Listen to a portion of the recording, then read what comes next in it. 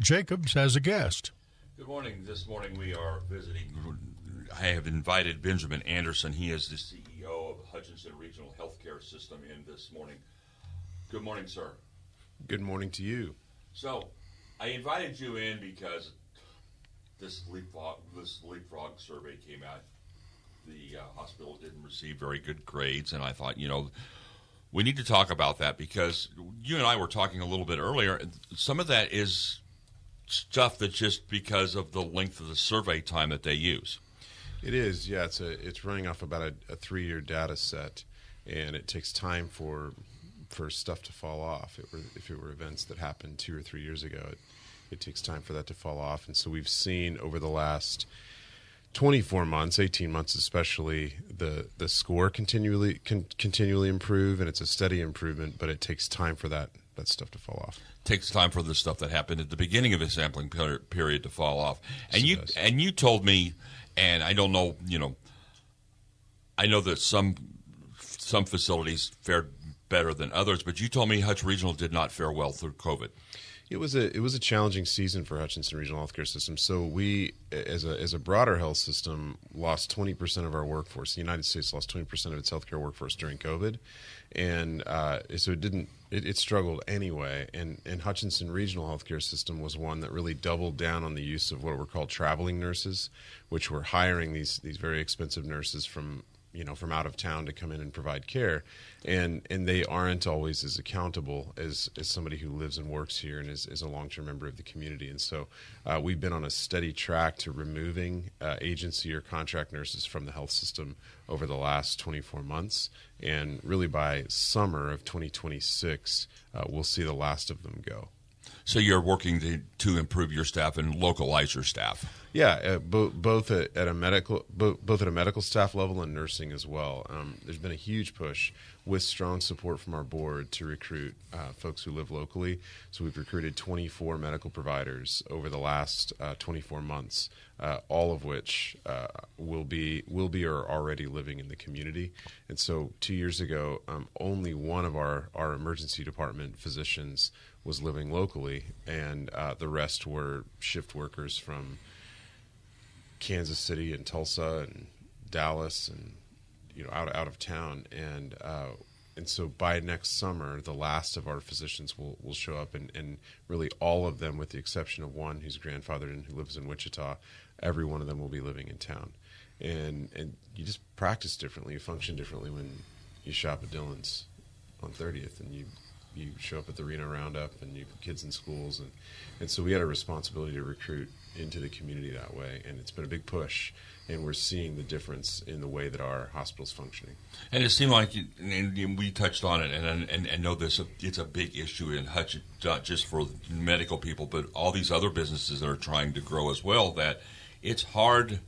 It was at one point hard to recruit people to come to Hutch.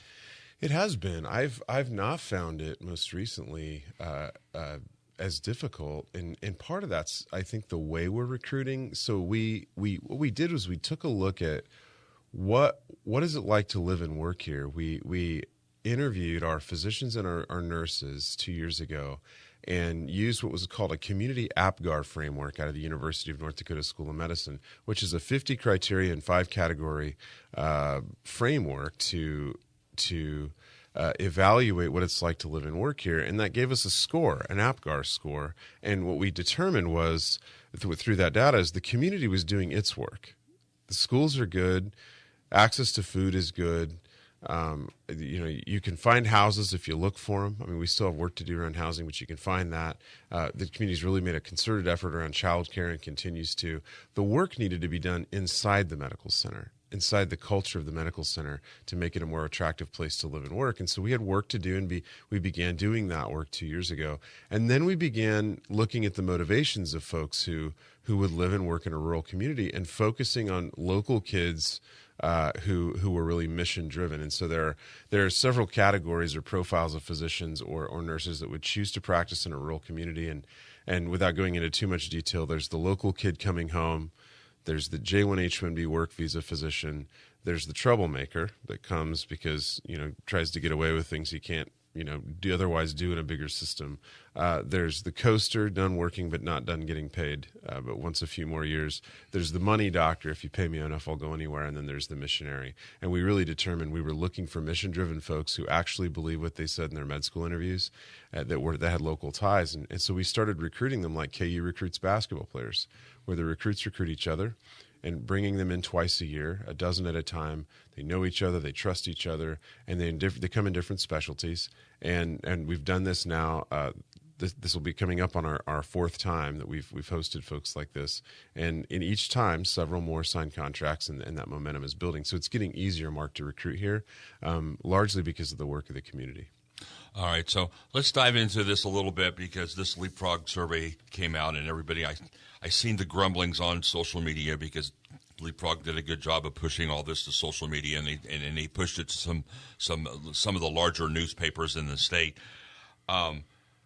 You received a safety grade, and how do you interpret that grade where you're at now? Yeah, so the hospital safety grades held a great deal of attention since the late 90s, resulting in an increased scrutiny from media and patient advocacy groups. And in response, the Leapfrog Group launched this hospital safety score in 2012, and it consolidated a variety of proprietary and publicly available hospital safety data into a single composite score. It's similar to a traditional grading score, and its goal is to improve accountability, transparency, drive improved safety. If a hospital chooses not to participate in the Leapfrog survey, the group will take information that's publicly available and formulate the grade without hospital input. And the grade can be further impacted by participating in the survey, which allows for more patient safety data to improve the score. Hutch Regional had not been participating. Among the many things that had dropped off over the past several years, they just weren't contributing data, and so that negatively impacted that score.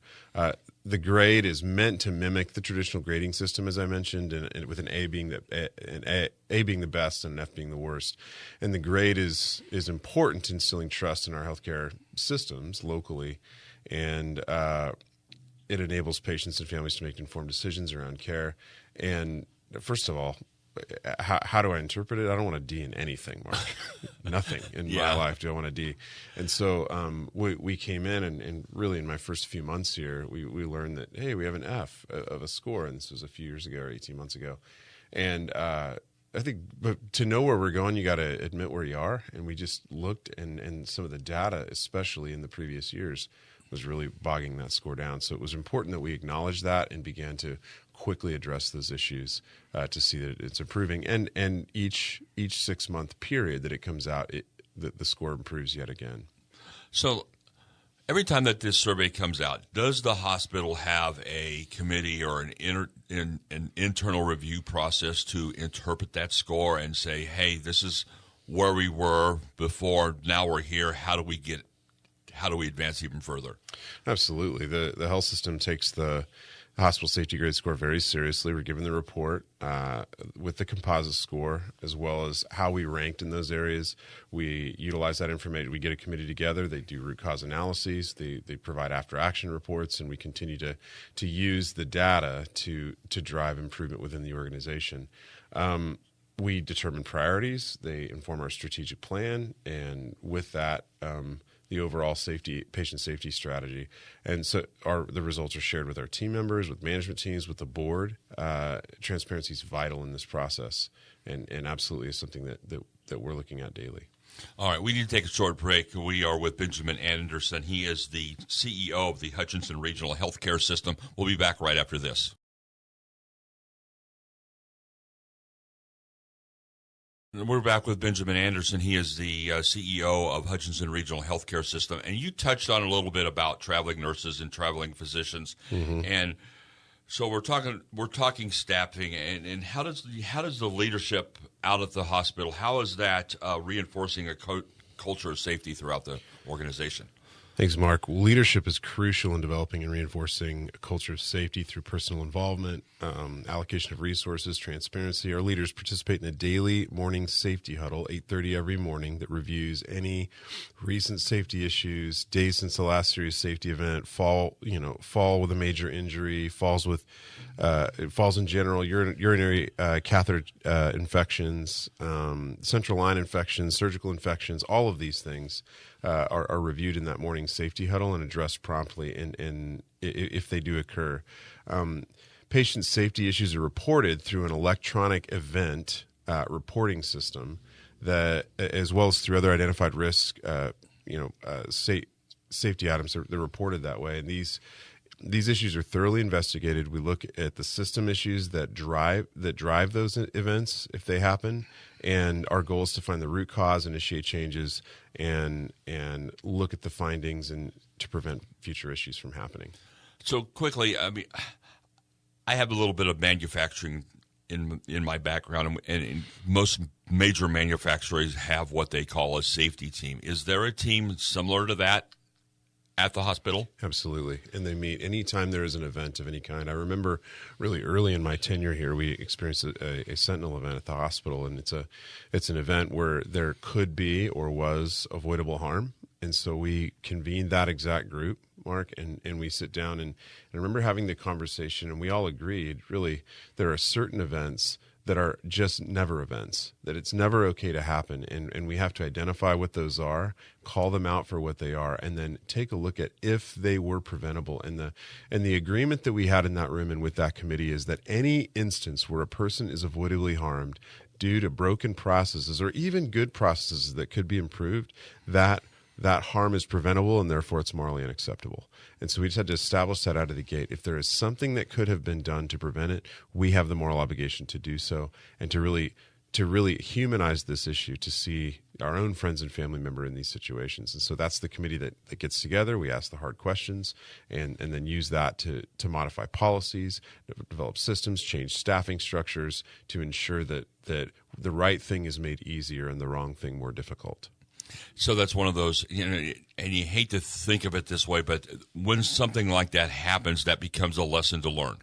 Absolutely. We have to own it, and often in those scenarios, not that they're happening often, but when they happen, we have to accept responsibility for those and go to patients, go to family members and say, hey, this is what happened. Here's what we're doing to improve it. And we accept responsibility for this.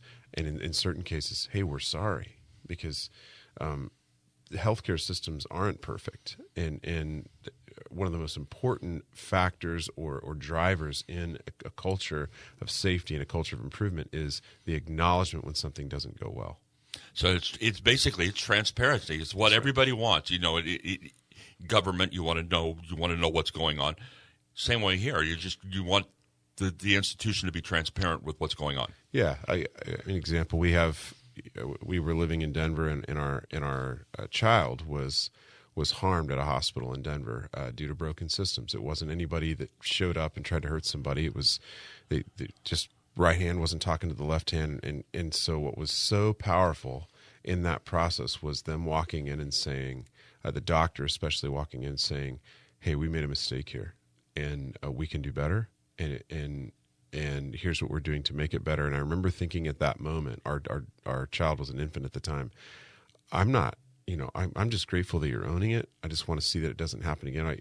I don't expect absolute perfection, although we want you to be driving to that end.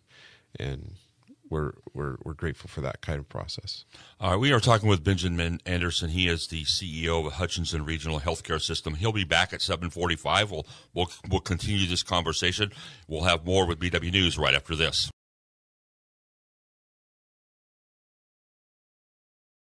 And we're back with Benjamin Anderson. He is the CEO of the Hutchinson Regional Healthcare System.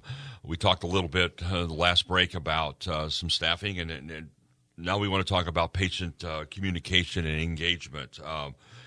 How do you encourage your patients and their families to communicate or participate with the hospital? Yeah, thanks for the question, Mark. It's a good one. We have a patient relations manager who personally handles every single complaint or piece of feedback that we receive in the health system. Every single survey response that is given is read by leadership for that department. Any concerns in those responses are addressed by our team. We also have a patient family advisory council that person convenes, that patient relations manager convenes, and we get ongoing and active input from members of the community that serve on that council. So I know there's time when you're there and you're a patient and it's extended time. How does the hospital ensure that communication is ongoing between nurse shift A and nurse shift B and Dr. A and Dr. B because of shift changes, basically? Yeah, we do have a standard handoff process that happens between shifts where nursing particularly and physicians as well will do handoffs. We see that in the emergency department. We see it with our hospitalist team. And these folks know each other because most of them, almost all of them, are full-time employed within the health system at this point.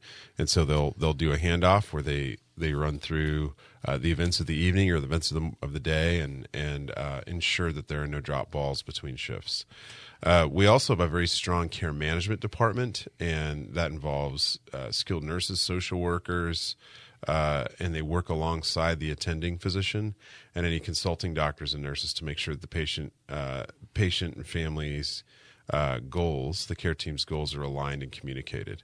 And that department is largely, the care management department, the team has largely been assembled or reassembled in the last 12 to 24 months, and we've not seen better performance from them really in recent years than we're seeing right now. It's a very good team. So you have dedicated staff that's their sole primary responsibility is patient satisfaction. Yeah, and ensuring the balls aren't dropped. And it's everything from the direct care that happens in the hospital to ensuring they have a ride home to get to where they need to go, and that they're coordinating well with the billing systems, and so that folks can get in and get those questions answered and ensure those balls aren't dropped as well. We talk about, in government, people want to know what's happening, and it's basically the same way because you're the primary acute care facility here in Reno County. We are. And we talk about transparency. How do you communicate safety performance and quality data beyond what the secondhand, the person who's putting the grade out, so to speak? How do you communicate with the public? Well, communication starts with communicating with our own team. And so we have team member forums that happen quarterly. And then that data is communicated very clearly and succinctly to them. And that's any one of our 13 or 1,400 employees can show up to those and get that information. We do put out information in a quarterly newsletter called The Pulse, which we'll share with really every household in the community receives that. So that has pieces of that puzzle, and then opportunities like this, coming on Eagle Radio, or serving in a forum for the Chamber of Commerce around healthcare, or being part of news stories, both healthcare specific and broader community news stories around sharing this. But really, we're putting this out in multiple ways. So, from the aspect of a public. A member of the public, and they see this score that comes out, and everybody says, well, look at this failing score that the hospital's got, and it hasn't gotten any better. What do you say to community members who are concerned about that? Yeah, well, I would say it has gotten better. The literal numeric score continues to improve, and we're going to see that continue to happen. So from before COVID, the hospital had a C score, and then it frankly struggled through the pandemic, dropped to a D, and then unfortunately even at the beginning of 2024 even to an F, and so we just acknowledged that and then began to repair the things that were driving down that score, starting by actually reporting for Leapfrog, giving the hospital's data to Leapfrog, and so then that jumped to a higher score, which is a D, and unfortunately not quite to a C, but the score jumped again. And we're just waiting for, as we continue to improve, we're waiting for things to fall off from 2.5 years ago or so. That there were things that happened even in 2022, 2023, and as those things fall off, we continue to see the score go up. So it's a health system that's on the rise, and it's a health system that's accepting responsibility for what happened and what continues to happen within the organization, both positive and difficult, and it's just accepting those things, and we'll continue to see that score improve. I know we talked a little bit, and you just touched on a little bit of the old issues affecting the current grade. Mm-hmm. Are there other limitations or contexts that the public should understand when interpreting this grade? Yeah, first that we have to report it. Like, you don't have to, but if you want an optimal score, you got to give the data. You don't leave Leapfrog trying to track it down through publicly reported data. You've got to give them the real time and accurate data, and so that's also helpful. So the health system has begun doing that. There was a reduction in force that happened in early 2023 to right a financial situation that had happened. Again, heavy use of contract labor, and we can go into all those details. But there was an unfortunate reduction in force that happened, and a lot of the team. That was managing this turned over, and so as we've been rebuilding that infrastructure, we're seeing the outcome of that new investment in that infrastructure. So it just takes time to rebuild that, and this health system is heading toward an A. Like during our tenure here, we will see a D go to a C, C go to a B, B go to an A. All right, we are talking with Benjamin Anderson. He is the CEO of the Hutchinson Regional Healthcare System. We'll be back with more from him right after this.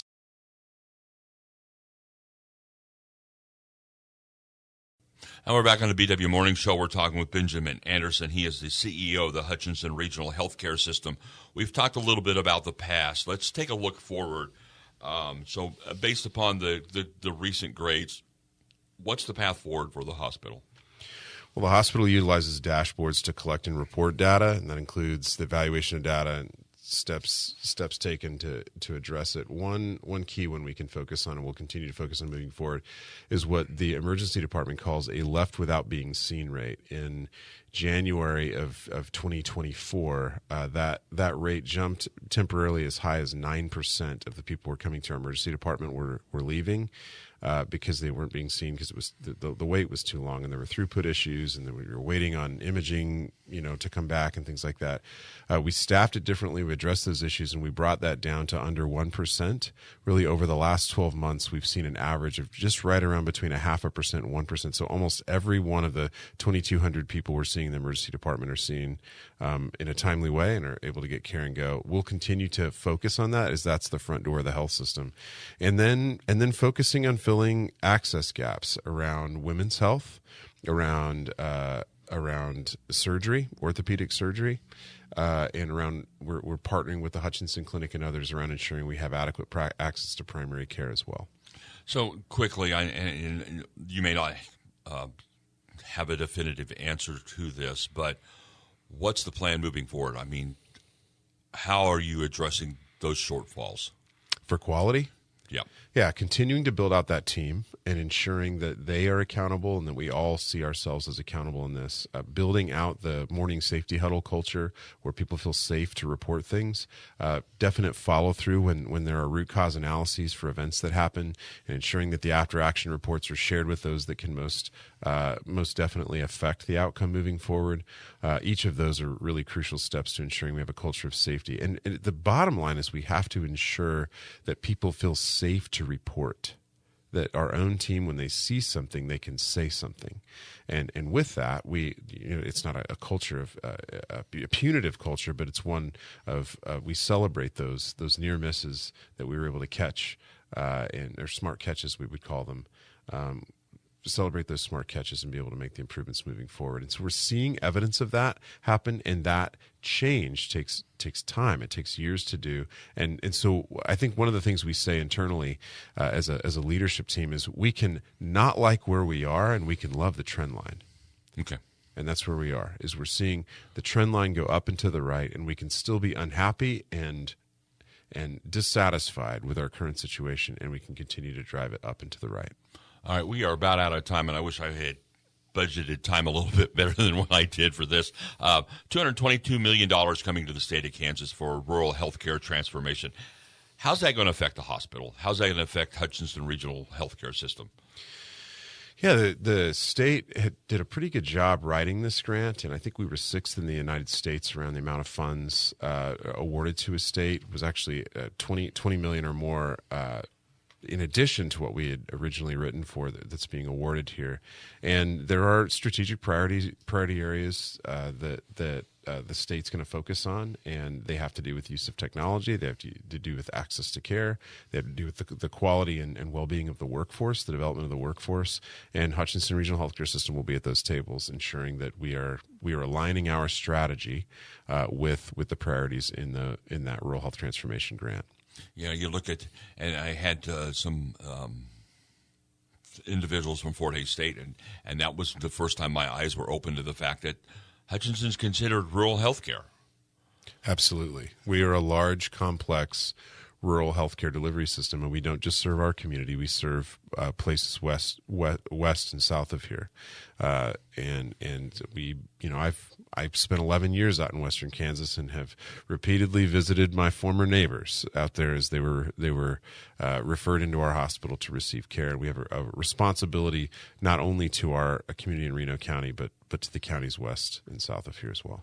All righty. We have been talking this morning with Benjamin Anderson. He is the CEO of Hutchinson Regional Healthcare System. We're going to get him in a little bit more regular fashion here, looking forward. But I thank you for your time this morning. Mark, thank you for the very thoughtful questions and inviting me onto the show. All righty. We'll be back with BW News right after this.